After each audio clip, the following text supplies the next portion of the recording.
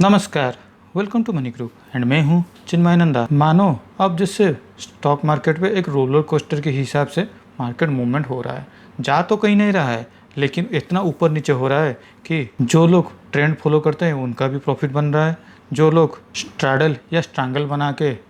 Position लेते हैं उनका भी प्रॉफिट बन रहा है। लेकिन इस सब में पिस जाते हैं नए ट्रेडर्स। सब वो लोग या तो अच्छी खासी प्रॉफिट कमाते हैं या फिर बहुत अच्छा तरीके से उनका स्टॉप लॉस भी लगा लेते हैं। मैं ऐसा क्यों बोल रहा हूँ, आप फ्राइडे के मार्केट के मूवमेंट के हिसाब से ही पता कर लीजिए। मार्केट ने ओपन हुआ करीब 18,200 के आसपास कहीं पर ओपन हुआ,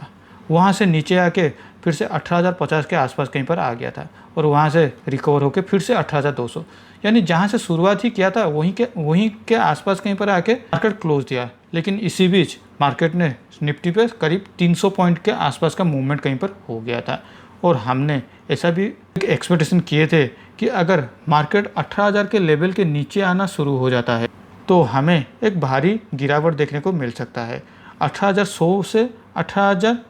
के आसपास ये जो 100 पॉइंट का मूवमेंट है, ये निफ्टी के लिए सबसे अच्छा रिकॉन्सिलेशन फेज माना जाता है, क्योंकि 18,000 पहले एक तो राउंड लेवल है जिसके वजह से हमें एक साइकोलॉजिकल स्ट्रेंथ मिल जाता है और 18,100 ये 18,200 का जो लेवल है उसी लेवल के आसपास कहीं पर आ रहा है, 100 पॉइंट के इंटरवल पे कहीं पर आ रहा है, तो ये उसके लिए एक आप सपोर्ट का एक आसपास का लेवल बन रहा है। तो यहाँ से अब आगे क्या हो सकता है, इसी हफ्ते हमारा मई मंथ का एक्सपायरी भी आने वाला है। अगर हम यहाँ से ध्यान से देखें तो यहाँ पर ये एक तो डब्ल्यू पैटर्न बनने की कोशिश में चल रहा है और इसका ब्रेकआउट लेवल कहीं ये इस लेवल पे होना चाहिए, करीब ये आ जाता है 18,300 के आसपास कहीं पर आ जाता है।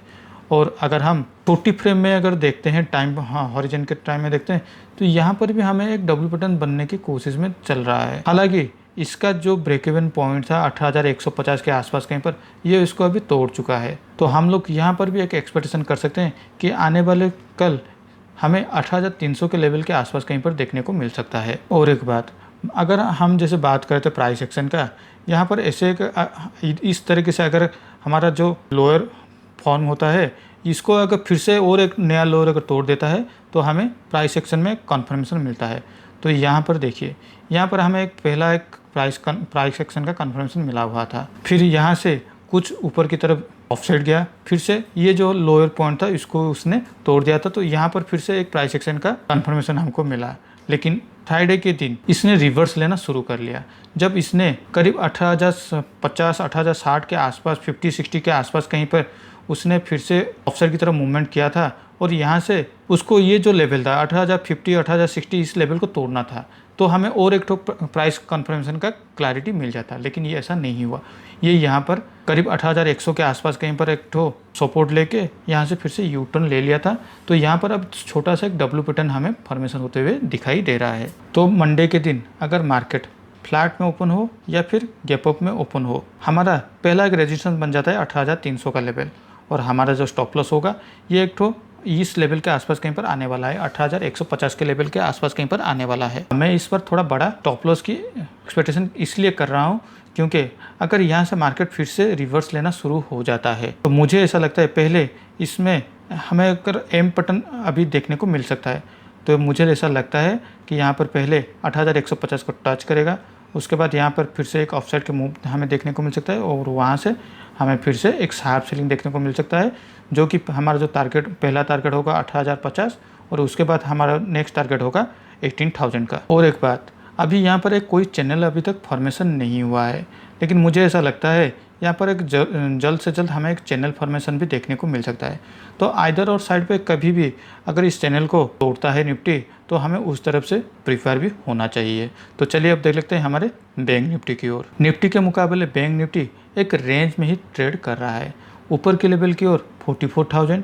तो नीचे की लेवल की ओर 43,500। इसी रेंज के अंदर ही बैंक निफ्टी अब पिछले 2-3 या फिर 4 ट्रेडिंग सेक्शन से ट्रेड ही कर रहा है। ना तो ये ऊपर के लेवल की ओर से 44,000 को तोड़ पा रहा है, अगर तोड़ भी पा रहा है तो उसके अगले ही कैंडल में उस पर शार्प सेलिंग देखने को मिल रहा है और नीचे की तरफ से 43,500 हमें से एक सपोर्ट की तरफ दिखाई दे रहा है। मैं शायद ट्यूसडे या फिर वेडनेसडे को यही बोला था कि कोई भी अगर 50 मिनट्स का कैंडल अगर 44,000 के ऊपर अगर क्लोजिंग दे देता है तो यहाँ पर हमें फिर से एक शार्प अप मूव की तरफ बाइंग हैपनिंग देखने को मिल सकता है। लेकिन ये जितना देर लगाएगा 44,000 के ऊपर जाने के लिए, हमें उतना ही कंफर्मेशन तो मिल ही जाएगा कि हाँ यहाँ पर मार्केट ने कंसोलिडेशन हुआ है तो यहाँ से ऊपर तो जाएगा, लेकिन वो फिर से स्लो एंड स्टेडीली मार्केट ऊपर की तरफ मूवमेंट जाएगा, जो कि हमारा जो इंडिया विक्स है, हम आगे जाके जब बात करेंगे उसको फिर से ऊपर की तरफ नहीं ले पाएगा, क्योंकि फिर से मार्केट में एक पैनिक सिचुएशन नहीं आने वाला है। पैनिक सिचुएशन का मतलब ये नहीं कि सिर्फ सेलिंग में ही पैनिक सिचुएशन आता है। अगर कॉन्टिन्यूसली अपसाइड भी मूवमेंट भी करेगा तो सेलर्स यहाँ पर पैनिक करने वाले हैं, तो वहाँ उस केस में भी हमारा इंडिया विक्स ऊपर जाएगा। मंडे के दिन बैंक निफ्टी के लिए हम लोग देखने वाले हैं कि ये 44,000 को कैसे रेस्पेक्ट कर रहा है। अगर मार्केट ओपन होते ही 44,000 के ऊपर अगर ओपन हो जाता है तो हमें इंतज़ार करना पड़ेगा 10 बजे तक, क्योंकि मार्केट जब ओपन में 44,000 को तोड़ देता है तो वहाँ पर हमको देखना पड़ेगा कि हाँ ऊपर के लेवल से फिर से सेलर्स एक्टिवेट हो रहे हैं या नहीं। इसके लिए हमें करीब 10 बजे तक इंतज़ार करना होगा। अगर 10 बजे तक बैंक निफ्टी कंटिन्यूसली इसी 44,000 के ऊपर ही टिका रहा तो हमें ये 44,000 को हमारा स्टॉप लॉस बना के हम ऊपर की तरफ प्लान आउट कर सकते हैं। लेकिन फिर से अगर 44,000 के नीचे मार्केट ओपन हुआ या फिर 44,000 से मार्केट ओपन होते ही 10 बजे के अंदर फिर से 44,000 के नीचे अगर आ जाता है तो हमें 44,000 को फिर से हमारा एक रेजिस्टेंस सोचना होगा, और इस केस में हमारा ये जो टारगेट होगा फिर से 43,500 को, इसको हमें ध्यान में रखना होगा। तो चलिए अब देख लेते हैं हमारे पोजीशन की ओर। हमने हमारा जो पोजीशन था 18,000 का जो पुट ऑप्शन और 18,500 का जो कॉल ऑप्शन, उसको हमने स्क्वायर अप कर लिया था, और उसमें हमें करीब 4,100 का ग्रॉस प्रॉफिट हमें दिखाई दे रहा था। मेरा प्रॉफिट बुक करने का पीछे का माइंडसेट यही था कि जब मार्केट इस लेवल के आसपास कहीं पर आ गया था तो मेरा जो ये जो प्रॉफिट था वो 4,000 से घटकर करीब 3,200 के आसपास कहीं पर आ गया था, और मैंने अपना जो भी ट्रेलिंग स्टॉप लॉस था उसको मॉनिटरीली 3,000 के आसपास कहीं पर ले आया था, और एक टाइम के आसपास कहीं पर ये फिर से 3,000 को एक बार टच भी कर लिया था। तो मुझे ऐसा लग रहा था मार्केट और थोड़ा नीचे आ जा सकता है, लेकिन मार्केट ने फिर से वहाँ से हमें एक यू टर्न देखने को मिला। लेकिन मुझे ऐसा लगा पिछले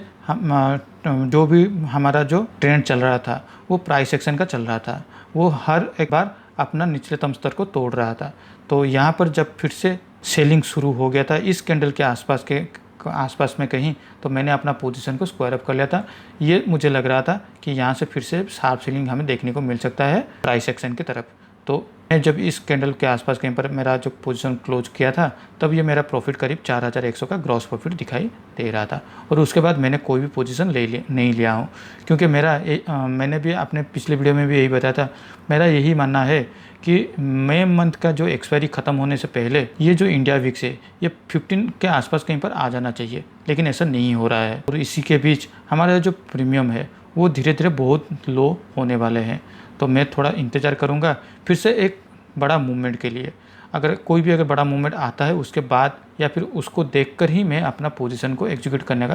प्लानिंग करने वाला हूं। तो आज के लिए इस वीडियो में बस इतना ही। अगर वीडियो अच्छा लगा हो तो इस वीडियो को लाइक शेयर करके हमें मोटिवेट कीजिए। पर्सनल फाइनेंस या ट्रेडिंग के नॉलेज के लिए हमारे इस चैनल को सब्सक्राइब करना ना भूलें। Thank you for watching my video.